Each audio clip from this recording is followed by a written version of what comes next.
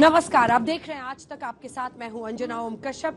हमारी ये विशेष पेशकश आप सीधा वॉशिंगटन डीसी से देख रहे हैं। डोनाल्ड ट्रंप अमेरिका के 47वें राष्ट्रपति पद की शपथ ले चुके हैं। वो बन चुके हैं 47वें राष्ट्रपति, लेकिन ऐसा लगा कि ये सुपर पावर के सुपरमैन सुपर जल्दबाजी में है, क्योंकि उन्होंने शपथ लेने के बाद ही तमाम बड़े बड़े फैसलों को लेकर आज ऐलान कर दिया, ताबड़तोड़ एक के बाद एक। सबसे पहला फैसला उन्होंने सुनाया कि अमेरिका के दक्षिणी बॉर्डर को सुरक्षित करने के लिए नेशनल इमरजेंसी वहां लागू कर रहे हैं। इसी के साथ अगर अवैध घुसपैठ है, प्रवासी हैं, तो उनको लेकर वो क्या फैसले लेने वाले हैं। उन्होंने तमाम ऐसे बड़े से बड़े मुद्दे पर आज शपथ ग्रहण के फौरन बाद ऐलान करने ताबड़तोड़ शुरू कर दिए। ऐसा साफ दिख रहा था कि डोनाल्ड ट्रंप 47वें राष्ट्रपति बनने के बाद इस बार अपनी एक बड़ी विरासत छोड़ने की जल्दबाजी में है और इसीलिए उन्होंने तमाम ऐसे बड़े बड़े ऐलान किए। क्या कुछ उन्होंने कहा, कौन से ऐसे ऐलान है जिसका पूरे विश्व पर असर पड़ सकता है, इस रिपोर्ट में देखिए। The golden age of America begins right now. This moment on, America's decline is over. I was saved by God to make America great again. During every single day of the Trump administration, I will very simply put America first. I, Donald John Trump, do solemnly swear. I, Donald John Trump, do solemnly swear. That I will पत्नी के हाथ में Bible और बगल में अपना दाहिना हाथ खड़ा करके न संविधान भूलूंगा न भगवान। The office of President of the United States. and will, to the best of my ability, And will to the best of my ability. कुछ देर बाद भाषण में बोलने वाले डोनाल्ड ट्रंप ने अमेरिका को फिर से महान बनाने की दूसरी बार शपथ ले ली। Of the United States. so help me God. So help me God. Congratulations, Mr. President.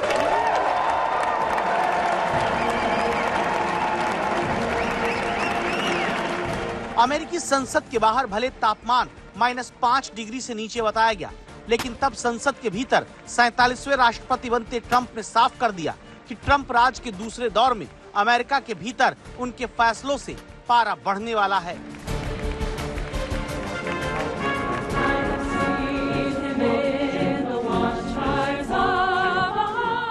जहां अपने ऊपर हुए हमले को याद करके राष्ट्रपति ट्रंप इस बात पर जोर देते हैं कि उनकी जिंदगी को भगवान ने अमेरिका को महान बनाने के लिए ही बचाया है।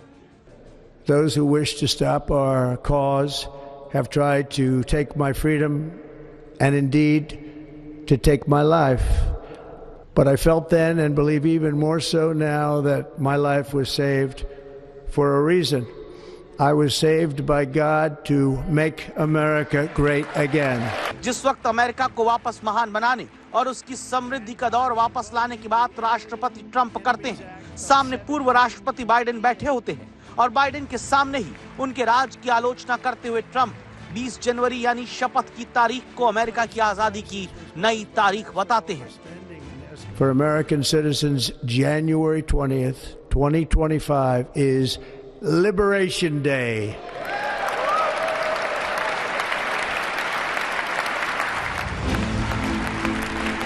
एक 132 साल बाद वापस व्हाइट हाउस में राष्ट्रपति के तौर पर कमबैक करने वाले पहले राष्ट्रपति ट्रंप ने इतिहास तो रचा है, लेकिन क्या अमेरिका में आगे भी वो अपने फैसलों को पूरा करके इतिहास बना पाएंगे? वॉशिंगटन डीसी से अंजना ओम कश्यप और गौरव सावंत के साथ रोहित शर्मा, आज तक। आज जब डोनाल्ड ट्रंप 47वें राष्ट्रपति बनने के बाद बोल रहे थे तो पूरे देश जो विश्व के हैं वो सब आशंकित थे कि क्या कूटनीति के क्षेत्र में वो कुछ ऐसी बातें कर सकते हैं जिससे कुछ देशों को सीधा टारगेट करे। अब ऐसे में ही उन्होंने कुछ ऐसी बातें कही है, क्योंकि पनामा कैनाल को लेकर उन्होंने पनामा नहर को कह दिया कि उसको हम वापस लेंगे। तो जो ट्रीटी पहले हुई थी उसके सीधे विपरीत जाते हुए उन्होंने कहा कि अब इसका इस्तेमाल चीन कर रहा है और हम ऐसा होने नहीं देंगे, हम इसे वापस अमेरिका में लेंगे। इसी के साथ अगर उन्होंने कहा कि हम गल्फ ऑफ मेक्सिको को गल्फ ऑफ अमेरिका करना चाहते हैं। ये तमाम ऐसे मुद्दे हैं जिसमें कूटनीति में कई देशों के साथ उथल पुथल की स्थिति पैदा हो सकती है। पर ट्रंप है और उन्होंने आज ये तमाम ऐलान किया, इसके क्या मायने हैं देखिए। Congratulations, Mr. President.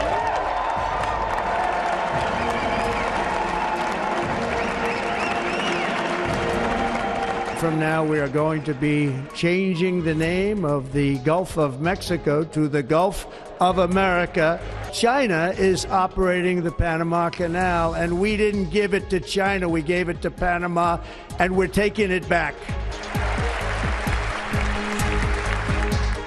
ये सुनने के बाद शी जिनपिंग सोच रहे होंगे कि वो अच्छा हुआ ट्रंप के शपथ ग्रहण में नहीं गए, वरना ट्रंप की बातों को सहन नहीं कर पाते। अमेरिका के राष्ट्रपति की कुर्सी संभालने के ठीक बाद डोनाल्ड ट्रंप ने सोमवार को पनामा नहर को वापस लेने के लिए फिर हुंकार भरी और चीन को जमकर लताड़ा। China is operating the Panama Canal, and we didn't give it to China. We gave it to Panama, and we're taking it back. आमतौर पर अमेरिकी राष्ट्रपति से इस तरह की बातें दुनिया सुनने की उम्मीद नहीं करती, लेकिन ट्रंप तो ट्रंप है, इसीलिए उन्होंने मैक्सिको की खाड़ी को लेकर जैसा चुनावी रैली में बोला वही बात दूसरी बार राष्ट्रपति बनते ही कह दी। We are going to be changing the name of the Gulf of Mexico to the Gulf of America. Greenland को खरीदने को लेकर तो उनकी योजना ने नाटो के सदस्य देशों में खलबली मचा दी है। For national security purposes. Panama Canal is vital to our country. It's being operated by China. China. Canada and the United States. That would really be something. You get rid of that artificially drawn line, and you take a look at what that looks like, and it would also be much better for national security. Trump और उनका परिवार इस mission को लेकर कितना संजीदा है, उसका अंदाजा इसी बात से लगाया जा सकता है कि उनके बेटे ग्रीनलैंड का दौरा तक कर चुके हैं।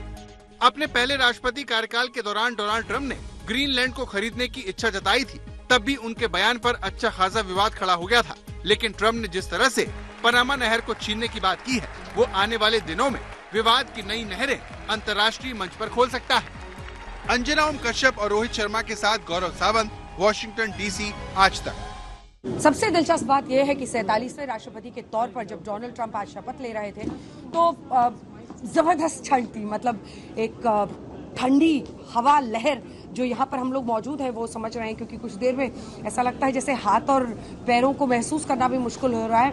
-12 डिग्री के तापमान से दिन शुरू हुआ था शपथ ग्रहण वाला, और उसके बाद धीरे धीरे दिन में धूप निकली तो थोड़ी बेहतर परिस्थितियां हुई।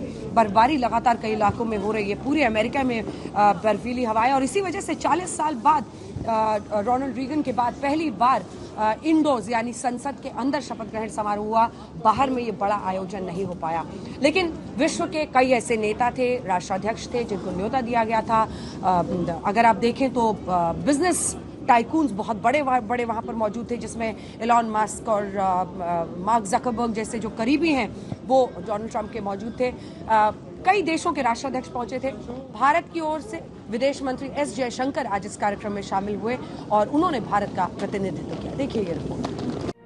Ladies and gentlemen, the President-elect of the United States, the Honorable Donald John Trump.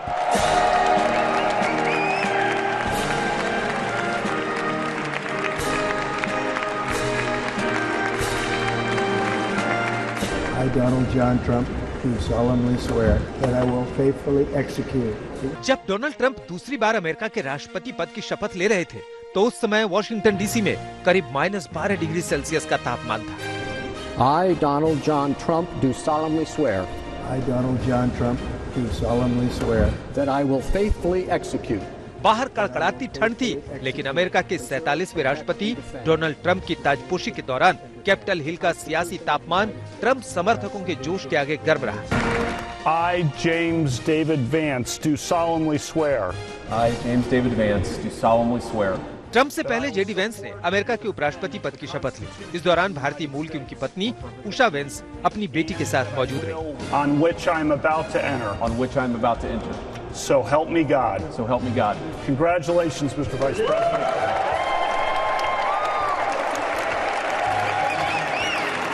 वहीं शपथ ग्रहण समारोह में भारत की तरफ से विदेश मंत्री एस जयशंकर शामिल हुए।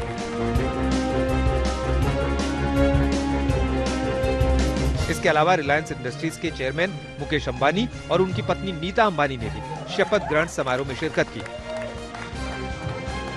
शपथ ग्रहण समारोह से पहले निवर्तमान राष्ट्रपति जो बाइडेन और प्रथम महिला जिल बाइडेन ने चाय पर व्हाइट हाउस में डोनाल्ड ट्रंप और उनकी पत्नी मेलानिया ट्रंप का स्वागत किया। साथ ही शपथ से पहले नव निर्वाचित उपराष्ट्रपति जेडी वेंस भी अपनी पत्नी उषा वेंस के साथ व्हाइट हाउस पहुंचे। उनका स्वागत निवर्तमान उपराष्ट्रपति कमला हैरिस और उनके पति डगलस क्रेग ने किया। अंजना ओम कश्यप और गौरव सावंत के साथ रोहित शर्मा, वॉशिंगटन डीसी, आज तक। वॉशिंगटन डीसी, अमेरिका से हमारी इस विशेष पेशकश में इतना ही। डोनाल्ड ट्रंप की बन गई है फिर से सरकार। आने वाले 4 साल कैसे होते हैं, इस पर रहेगी हमारी नजर। देश दुनिया की बाकी खबरों के लिए आप देखते रहिए आज तक।